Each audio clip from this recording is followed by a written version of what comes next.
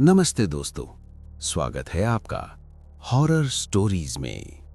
बचपन से हमें यही सिखाया गया है कि जब तक रोशनी है तब तक आपकी परछाई आपका साथ नहीं छोड़ती। वो आपके साथ चलती है, बैठती है और आपके हर इशारे की नकल करती है। लेकिन क्या आपने कभी सोचा है कि अगर आपकी परछाई सिर्फ एक काला धब्बा नहीं बल्कि एक गुलाम हो, एक ऐसा गुलाम जो सालों से आपके पैरों में बंधा है, घिसट रहा है और आपके बोझ के नीचे कुचला जा रहा है। और क्या हो अगर एक दिन उस गुलाम को आजादी चाहिए हो? आज की कहानी आपके शरीर और आपकी रूह को अलग कर देगी। कुर्सी पर ठीक से बैठ जाइए और अपने पैरों की तरफ देखना बंद कर दीजिए, क्योंकि आज का डर वहीं से शुरू होगा। ये कहानी कबीर की है। कबीर जो पहाड़ों और पत्थरों पर शोध करता था, उसे सन्नाटा पसंद था। इसीलिए वो अपनी खोज के लिए हमेशा ऐसी जगहों पर जाता था जहां इंसानों का नामो निशान न हो। उसकी ये खोज उसे हिमालय के एक ऐसे हिस्से में ले गई जिसका किसी नक्शे पर कोई नाम नहीं था। वहां के कुछ गिने चुने गांव वाले उस जगह को काली घाटी कहते थे। बुजुर्ग कहते थे कि वहां सूरज तो निकलता है, लेकिन उसकी धूप में गर्मी नहीं होती। वहां हवा तो चलती है, लेकिन पत्तों के हिलने की आवाज नहीं आती। कबीर इन बातों को सिर्फ अंधविश्वास मानता था। वह अपना भारी बैग और औजार लेकर घाटी में उतर गया। दोपहर का वक्त था, आसमान साफ था, सूरज ठीक सिर के ऊपर चमक रहा था। कबीर चलते चलते थक गया था। घाटी बिल्कुल वीरान थी, सिर्फ ग्रे रंग के पत्थर और सूखी झाड़ियां। उसने सोचा कि थोड़ा आराम कर लिया जाए। वो एक बड़े चपटे पत्थर पर बैठ गया। उसने अपनी पानी की बोतल निकाली और एक घूंट पानी पिया। तभी उसकी नजर अनजाने में जमीन पर पड़ी। सूरज ठीक ऊपर था। कुदरत के नियम के हिसाब से उसकी परछाई उसके पैरों के पास एक छोटे से गोले की तरह होनी चाहिए थी, लेकिन उसने जो देखा उसने उसके गले का पानी सुखा दिया। उसकी परछाई उसके पैरों के नीचे नहीं थी, वो उससे करीब 3 फीट दूर बाईं तरफ पड़ी थी। कबीर ने अपनी आंखों को मला। उसे लगा शायद धूप का कोई अजीब कोण होगा, या शायद उसकी आंखों का धोखा। जांचने के लिए उसने अपना सीधा हाथ हवा में उठाया। 3 फीट दूर पड़ी उस परछाई ने हाथ नहीं उठाया। वो बिल्कुल स्थिर रही, पत्थर की तरह जमी हुई। कबीर का दिल जोर से धड़का। उसने फिर से हाथ हिलाया, तेजी से हिलाया, लेकिन परछाई में कोई हरकत नहीं हुई। ऐसा लग रहा था जैसे वो परछाई कबीर की है ही नहीं, बल्कि वो कोई और चीज है जो कबीर के आकार में ढल गई है। कबीर को एक अजीब सी बेचैनी होने लगी। वो उस पत्थर से उठ खड़ा हुआ। उसने अपना सामान उठाया और जल्दी जल्दी आगे बढ़ने लगा। उसने मन ही मन तय किया कि वो अब नीचे जमीन पर नहीं देखेगा। शाम होने लगी थी। अंधेरा धीरे धीरे घाटी को निगल रहा था। कबीर ने रात गुजारने के लिए एक पुरानी गुफा ढूंढ ली। उसने गुफा के अंदर अपनी लालटेन जलाई।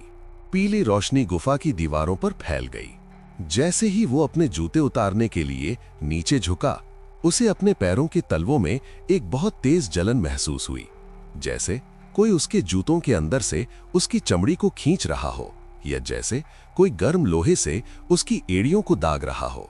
वो दर्द से कराहा उठा। उसने जल्दी जल्दी अपने भारी जूते उतारे, फिर अपने मोजे हटाए। उसने टॉर्च की रोशनी में अपने पैर देखे। पैर बिल्कुल ठीक थे, न कोई घाव, न कोई छाला, न कोई कीड़ा, लेकिन दर्द गहरा था, हड्डियों के अंदर से आ रहा था। ऐसा लग रहा था जैसे कोई उसकी एड़ियों को जमीन से गोंद की तरह चिपकाने की कोशिश कर रहा है। कबीर ने खड़े होने की कोशिश की, लेकिन वो हिल नहीं पाया। उसके पैर भारी हो गए थे, इतने भारी मानो वो लोहे के बने हो और जमीन ने उन्हें जकड़ लिया हो। उसने पूरी ताकत लगाकर एक पैर उठाने की कोशिश की, तभी एक चीख उसके मुंह से निकल गई। उसकी रीढ़ की हड्डी तक दर्द की लहर दौड़ गई। उसने नीचे देखा। लालटेन की मध्यम रोशनी में उसने जो देखा वो किसी भी बुरे सपने से ज्यादा भयानक था। गुफा की दीवार पर उसकी परछाई नहीं थी। उसकी परछाई जमीन पर लेटी हुई थी, लेकिन वो परछाई अब सामान्य नहीं थी। वो गाढ़ी काली हो चुकी थी, जैसे किसी ने जमीन पर काला पेंट या डामर गिरा दिया हो। और सबसे भयानक बात यह थी कि वो परछाई कबीर के पैरों से जुड़ी हुई नहीं थी, बल्कि उसने अपने काले हाथों से कबीर के पैरों को पकड़ रखा था। वो परछाई कबीर को नीचे जमीन के अंदर खींच रही थी। कबीर घिसटता हुआ पीछे हटने की कोशिश करने लगा। उसने अपनी एड़ियां रगड़ी और चिल्लाया कि छोड़ो मुझे, ये क्या है। उसने पास पड़ा एक नुकीला पत्थर उठाया और उस काली परछाई पर दे मारा, लेकिन पत्थर उस परछाई से टकराया नहीं। वो पत्थर उस काले धब्बे पर गिरा और एक अजीब सी आवाज आई, जैसे कोई पत्थर कीचड़ में गिरता है। वो परछाई अब सिर्फ रोशनी का खेल नहीं थी, वो एक जीवित चीज बन चुकी थी, ठोस और ताकतवर। कबीर ने देखा कि वो परछाई धीरे धीरे जमीन से ऊपर उठने की कोशिश कर रही है। वो चपटी सतह से उभर रही थी, जैसे कोई स्टिकर कागज से उखड़ रहा हो। एक बहुत ही घिनौनी आवाज गुफा में गूंजने लगी। ये आवाज वैसी थी जैसे मांस को हड्डी से अलग किया जाता है। कबीर समझ गया, उसकी परछाई उससे अलग होने की कोशिश कर रही है, लेकिन वो कबीर के पैरों से जुड़ी हुई थी और अलग होने के लिए उसे कबीर की चमड़ी फाड़नी होगी। कबीर ने अपनी लालटेन उठाई और बड़बड़ाया कि उसे रोशनी चाहिए। उसे लगा कि अगर वो हर तरफ रोशनी कर देगा तो परछाई गायब हो जाएगी, क्योंकि रोशनी में परछाई नहीं बच सकती। उसने अपनी टॉर्च भी जला ली। उसने माचिस की तीलियां जलाईं। उसने खुद को रोशनी के बीचों बीच कर लिया। विज्ञान के हिसाब से जब चारों तरफ से रोशनी हो तो परछाई मिट जाती है, लेकिन काली घाटी में विज्ञान हार चुका था। कबीर के पैरों के नीचे का वो काला धब्बा गायब नहीं हुआ, बल्कि रोशनी पड़ते ही वो और ज्यादा गहरा काला हो गया। इतना काला कि लग रहा था वो सारी रोशनी को पी रहा है। और फिर उस परछाई के चेहरे वाली जगह पर दो सफेद चमकती हुई आंखें खुल गईं। कबीर की चीख गले में ही अटक गई। वो डर के मारे दीवार से जा सटा। परछाई का कोई मुंह नहीं था, उसके होंठ नहीं थे, लेकिन कबीर के दिमाग के अंदर एक आवाज गूंजी। ये आवाज कानों से नहीं सुनी जा सकती थी, ये सीधे दिमाग में हथौड़े की तरह बज रही थी। आवाज गहरी थी और खुरदुरी थी, जैसे दो पुराने पत्थर आपस में रगड़ रहे हों। उस आवाज ने कहा, काफी साल हो गए कबीर, तुम चलते थे, मैं घिसकता था। तुम बिस्तर पर सोते थे, मैं तुम्हारे नीचे दबता था। तुमने कभी पीछे मुड़कर नहीं देखा कि मैं किस हाल में हूं। कबीर कांप रहा था। उसने हकलाते हुए पूछा कि तुम क्या चाहते हो, मुझे जाने दो। परछाई ने जवाब दिया, और उसका जवाब कबीर की रूह कंपाने के लिए काफी था। उसने कहा, अदला बदली, बहुत हो गया, अब मैं चलूंगा, अब मैं दुनिया देखूंगा, और तुम जमीन पर लेटोगे मेरे पैरों के नीचे हमेशा के लिए। बातचीत खत्म हो गई। अब बारी थी हिसाब बराबर करने की। परछाई ने कबीर के दोनों पैरों को जोर से जकड़ लिया। कबीर को लगा जैसे उसके पैरों को उबलते हुए तेजाब में डाल दिया गया हो। उसकी नसों में आग लग गई। फिर गुफा में एक भयानक आवाज आई, जैसे गीली मिट्टी में फंसा पैर बाहर निकाला जाता है। परछाई ने अपना एक काला पैर कबीर के तलवे से अलग कर लिया, फिर दूसरा। कबीर दर्द से तड़पते हुए जमीन पर गिर पड़ा। उसके पैरों से खून नहीं निकल रहा था, बल्कि उसकी त्वचा से काला धुआं निकल रहा था। कबीर ने अपनी धुंधली आंखों से देखा कि उसके सामने उसकी परछाई खड़ी हो रही थी, एकदम उसके कद की, पूरी तरह काली, बिना किसी चेहरे के, सिर्फ वो दो चमकती हुई आंखें। और कबीर ने अपने हाथ देखे। उसके हाथ फीके पड़ रहे थे, हल्के हो रहे थे, पारदर्शी हो रहे थे। वो समझ गया, उसका वजूद छीना जा रहा है। वो एक ठोस इंसान से एक परछाई में बदल रहा था। वो काला साया अब पूरी तरह खड़ा था। उसने अपने हाथ पैर हिलाए, उसने लंबी सांस ली, उसने उछल कूद की जैसे उसे नई आजादी मिली हो। फिर उस साई ने नीचे देखा जहां कबीर पड़ा था, लेकिन अब कबीर नहीं था। वो जमीन पर पड़ा एक चपटा काला धब्बा था, एक बेजान परछाई। वो चिल्लाना चाहता था, लेकिन परछाइयों की आवाज नहीं होती।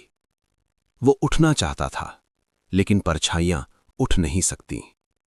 उस काले साए ने, जो अब नया कबीर बन चुका था, अपना पैर उठाया और जानबूझकर जमीन पर पड़ी कबीर की परछाई के सीने पर रख दिया। एक भारी बोझ, हजारों किलो का बोझ कबीर को महसूस हुआ। उस साए ने कबीर की पड़ी हुई परछाई की तरफ देखा और दिमाग में कहा, चलो, अब तुम्हें मेरे साथ चलना है। और ध्यान रखना, ज्यादा धीरे मत चलना, मुझे इंतजार करना पसंद नहीं। उस साए ने गुफा से बाहर की तरफ चलना शुरू किया और जमीन पर पड़ा कबीर मजबूरी में एक गुलाम की तरह उसके पीछे पीछे पत्थरों पर घिसटने लगा, कांटों पर, मिट्टी पर, बिना किसी आवाज के, हमेशा के लिए। अगले दिन खोजबीन करने वाली टीम को काली घाटी में कबीर का सामान मिला, उसका तंबू मिला, लेकिन कबीर कभी नहीं मिला। लेकिन कुछ दिनों बाद शहर के सीसीटीवी कैमरों में एक आदमी देखा गया जो बिल्कुल कबीर जैसा दिखता था। वो भीड़ में चल रहा था, लेकिन एक बहुत अजीब बात थी। दोपहर की तेज धूप में सड़क पर चल रहे हर इंसान की परछाई उनके साथ चल रही थी, लेकिन उस आदमी की परछाई उसके साथ नहीं चल रही थी। उसकी परछाई उसके कदमों से तालमेल नहीं खा रही थी, बल्कि ऐसा लग रहा था जैसे वो परछाई जमीन को खरोंचती हुई, तड़पती हुई, जबरदस्ती खींची जा रही हो। और अगर आप उस वीडियो को ध्यान से देखते तो आपको दिखता कि उस आदमी के चेहरे पर कोई भाव नहीं था, लेकिन जमीन पर पड़ी उस परछाई की आकृति ऐसी थी जैसे कोई रो रहा हो। तो दोस्तों, ये थी कहानी उस बगावत की जो दबे कुचले साए करते हैं। अगर आप अब तक ये सुन रहे हैं तो शायद अंधेरे से आपकी दोस्ती हो गई है।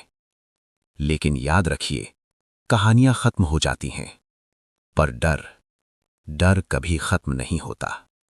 वो बस इंतजार करता है। अगर आप चाहते हैं कि ऐसी ही कहानियां रोज रात आपके बिस्तर तक पहुंचती रहें, जो आपकी नींद चुरा लें, तो हॉरर स्टोरीज को अभी सब्सक्राइब करें और हां, घंटी जरूर बजाएं, ताकि अगली बार जब हम आएं तो आपको पहले ही पता चल जाए कि खतरा आ चुका है। कमेंट में जरूर बताएं कि अभी इस वक्त आपकी परछाई क्या कर रही है। जल्दी मिलेंगे एक नई दहशत के साथ। तब तक के लिए शुभ रात्रि। अगर सुबह हो पाए तो।